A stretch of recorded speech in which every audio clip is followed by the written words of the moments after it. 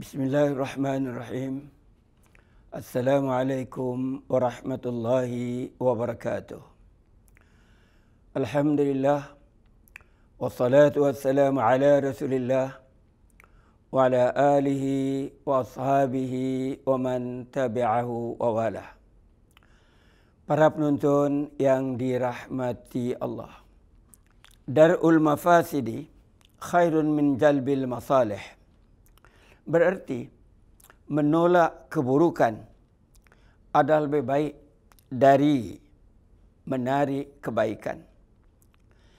Ia adalah satu daripada kaedah asas ilmu perundangan Islam, di mana setiap mukmin dikehendaki menjadikan kaedah ini pertimbangan dalam membuat keputusan, sama ada untuk diri sendiri, keluarga atau masyarakat.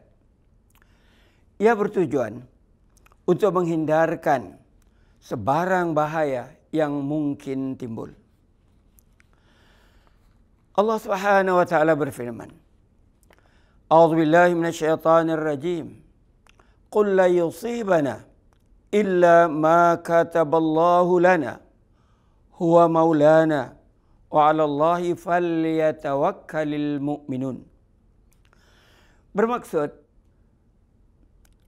dialah pelindung yang menyelamatkan kami, dan dengan kepercayaan itu maka kepada Allah jualah hendaknya orang-orang yang beriman bertawakal. Surah Al-Ahzab ayat 51. Musibah dalam kehidupan berbagai bentuknya, sama ada ia kesan dari perbuatan atau tindakan manusia, seperti peningkatan suhu panas dunia, wabak penyakit kerana kegagalan menjaga kesihatan, atau bencana alam dan sebagainya. Kita wajib percaya jika telah berlaku, ia adalah satu takdir yang ditentukan Allah Subhanahu wa taala. Namun, sebagai hambanya, kita tidak boleh berpeluk tubuh dan menyerahkan diri kepada takdir semata-mata. Perjuangan baginda Rasulullah menjadi lebih mudah jika semua diserahkan kepada takdir. Tetapi apa yang berlaku ialah baginda berusaha gigih mengembangkan dakwah dengan sokongan padu para sahabat, sehingga menempuh kejayaan demi kejayaan yang tiada tandingannya dalam sejarah peradaban manusia. Kini dunia sedang berhadapan dengan ujian getir. Wabak COVID-19 yang bermula di Wuhan dengan pantas menyeberangi serata benua. Lebih ratusan ribu telah dijangkiti dan belasan ribu juga telah menjadi mangsa dari penyakit ini hingga meninggal dunia. Kita tidak tahu sama ada kita akan dijangkiti, atau anggota keluarga, atau teman-teman kita, atau ia akan terus merebak serata negara. Moga Allah Subhanahu wa taala melindungi kita semua. Amin ya rabbal alamin. Demikian juga kesan yang ditimbulkan kepada ekonomi dunia, berbilion dolar kerugian kepada para peniaga, dan menurunkan kadar GDP yang menjadi ukur tara kemakmuran sebuah negara. Hal yang sama dialami kepada keluarga yang bergantung kepada pekerjaan sendiri karena kurangnya penumpang dan pelanggan, dan penyedia khidmat yang mengatur acara-acara keramaian. Wabak yang menular dengan pantas perlu dibendung dengan berbagai cara. Tidak terbatas kepada usaha untuk membentras dan merawat, malah perlu dipertingkatkan usaha menyedarkan bahaya ini kepada anggota masyarakat agar mereka terhindar dari penyakit dan menyelamatkan diri dari menjadi mangsa COVID-19. Semua pihak, termasuk para asatidzah, perlu bersatu untuk mendidik masyarakat dari fahaman yang bergantung kepada doa semata-mata tanpa usaha.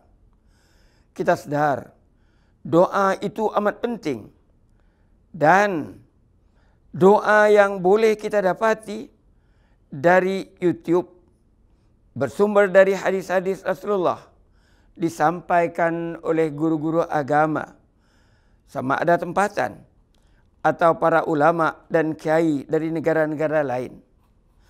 Khawatir juga bila ada seruan hanya dengan doa dan bacaan tertentu, penyakit boleh dihalau hingga mengabaikan usaha.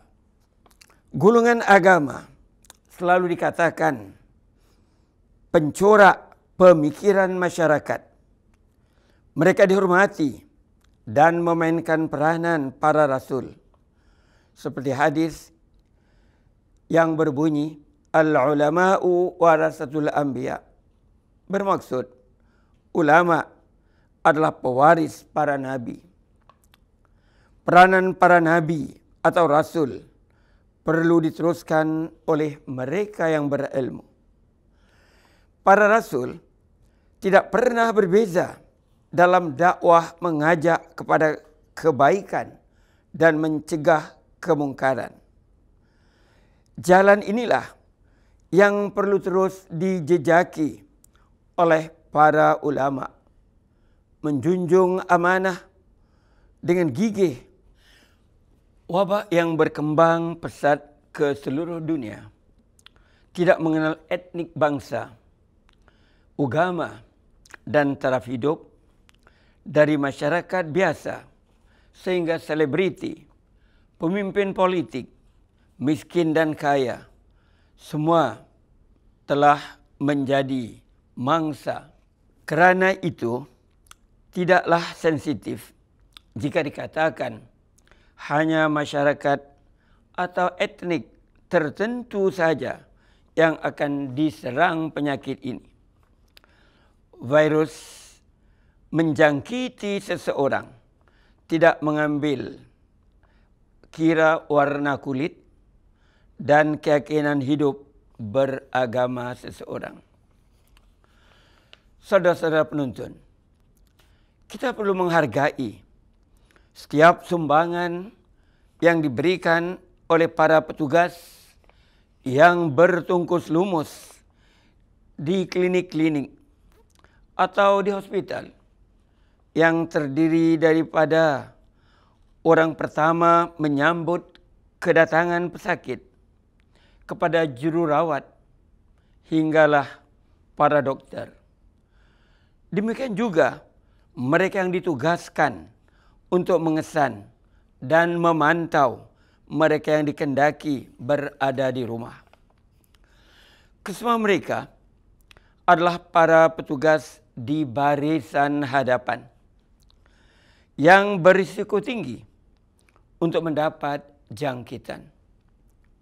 Namun, mereka tetap terus berjuang untuk membantu dan melaksanakan tanggung jawab dengan tekun, meskipun mendedah diri kepada risiko. Semoga mereka terus sehat dan tabah, kerana terdapat laporan dari luar negara ramai petugas seperti mereka yang meninggal dunia. Ia bukanlah satu tugas biasa. Usaha mereka perlu disanjung dan penghargaan terhadap mereka perlu diberikan. Bukan sebaliknya, dengan menyisihkan mereka dan menganggap mereka juga sebagai wabak yang patut dijauhi. Ia adalah suatu tanggapan yang salah dan hanya merendahkan diri sendiri kerana sentimen atau kerana kejahilan diri. Sikap meremehkan tugasan murni mereka boleh melemahkan semangat. Mujur ia segera dibendung dan ramai yang tampil dengan memberikan berbagai sokongan. Di samping memberikan mereka kuntuman bunga, makanan dan sebagainya. Alhamdulillah, masih ramai di kalangan kita yang bersifat rasional dan ia suatu yang membanggakan. Karena para petugas tidak bersendirian dalam melaksanakan tanggung jawab yang berat ini. Dalam sebuah hadis yang diriwayatkan oleh Abu Hurairah radhiyallahu anhu, "Man lam yashkurin nas, lam yashkurillah." Bermaksud, sesiapa yang tidak berterima kasih kepada manusia, ia tidak bersyukur kepada Allah. Pengajaran dari hadis ini menunjukkan bahawa kita wajib berterima kasih kepada sesiapa yang telah melakukan kebaikan, sama ada secara langsung kepada diri kita atau kepada orang lain atau kepada masyarakat seluruhnya. Ulama-ulama fiqh menjelaskan bahawa hukum bersyukur adalah wajib karena ia punya kaitan dengan menghargai nikmat kurniaan Allah. Tidak mahu menghargai nikmat yang dikurniakan Allah dianggap sebagai kufur nikmat. Juga mereka yang tidak menghargai nikmat atau mereka yang tidak menggunakan nikmat sesuai dengan perintah Allah. Demikian indahnya ajaran Islam. Hanya dengan melahirkan terima kasih dapat meningkatkan semangat dan merapatkan lagi hubungan sesama insan. Ia juga tidak berarti bahawa setiap perbuatan atau kebaikan yang dilakukan mengharapkan sanjungan. Kerana sikap ini boleh mengalihkan perhatian dari kebaikan yang dilakukan hingga menjadi bangga diri dan merasa dirinya amat penting. Ini memungkinkan terhapusnya sifat ikhlas dan boleh merosakkan matlamat sesuatu amalan. Melihat perkembangan wabak ini, kita akan merasa gerun, terutama setelah mendengar sendiri atau membaca tulisan mereka yang telah sembuh. Mereka merasakan seperti mati hidup kembali setelah bertarung dalam unit kawalan rapi atau ICU. Mereka tidak sedarkan diri berhari-hari, tidak tahu siang atau malam, sehinggalah pulih seperti sedia kala. Semua anggota masyarakat mestilah bersama bergerak seiring jalan untuk menyelamatkan setiap warga dari menjadi mangsa wabak, kerana menjaga nyawa adalah matlamat hukum syarak ataupun maqasid syar'iyah. Sedang menjaga kesihatan adalah sebahagian dari tanda mensyukuri nikmat kurniaan Allah. Rasulullah mengingatkan kita dalam hadis yang diriwayatkan oleh Imam Ibnu Majah, la darara wa la dirar. Bermaksud, jangan membahayakan diri dan membahayakan orang lain. Ya Allah, lindungilah kami dari apa jua bahaya. Lindungilah keluarga kami. Juga lindungilah semua warga negara tercinta ini. Dan hapuskanlah ya Allah wabah ini dari permukaan bumi yang Engkau cipta. Kurniakanlah kepada kami kesejahteraan hidup di dunia dan kesejahteraan hidup di akhirat. Sekian, wabillahi taufiq wal hidayah.